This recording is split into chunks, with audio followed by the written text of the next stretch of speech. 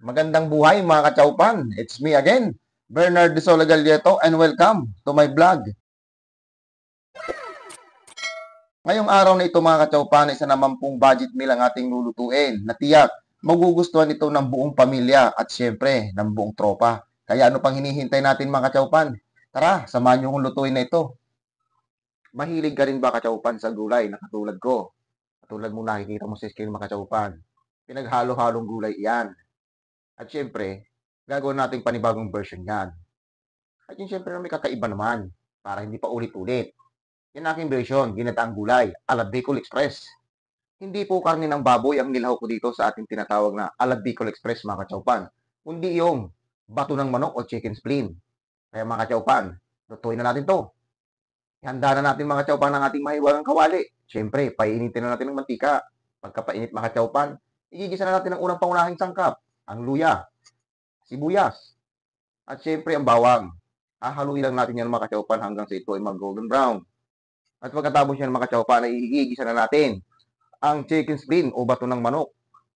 Nilagyan ko na mga kachaupan yan ng panimpla katulad ng paminta. Naglagay din ako kachaupan ng konting nor seasoning. At syempre nilagyan ko yung mga kachaupan ng asin. Sabay halo ng bahagya mga kachaupan. Hahaluin lang natin yan mga kachaupan.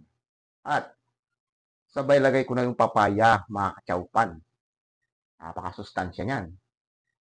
Pagkatapos yan mga kachaupan, siyempre hahaluin natin. At ito'y ating tatakpan muna mga kachaupan ng mga hanggang 3 minuto para magisa parehas yung ating chicken spleen at ang papaya.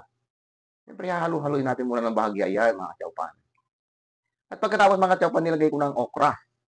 At siyempre hahaluin natin yan para magpantay ang lasa. Pagkatapos yan mga kachaupan ay nilagay ko na ang ating artificial na gata ng nyog, ang Coco Mama. Yan mga kachaupan. Pagkatapos yan mga kachaupan ay nagdagdag ako ng kaunting tubig bilang pansabaw.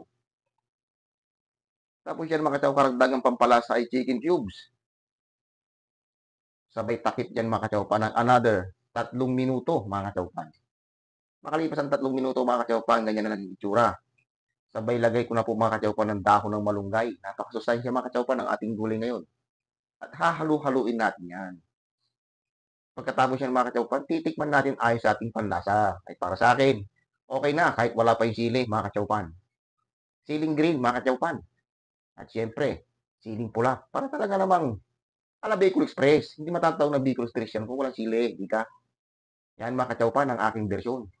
Halo-halong gulay na ala Bicol Express. O, di ba kachaupan? Napakabilis ng lutuin ng ating menu ngayon. Sa susunod mga kachaupan ay kakaibang luto naman ang ating gagawin. Syempre, kung saan tayo makakatipid at kung saan tayo makakamura dahil sobrang mahal ng bilihin ngayon. Kailangan talaga nating i-budget lahat. At kung bago ka lang kachaupan sa aking channel, huwag mong kalimutang i-like, share, and subscribe para malaman ko rin kachaupan kung hanggang saan na nakakarating ang video ko. Kaya maraming salamat. Bye-bye!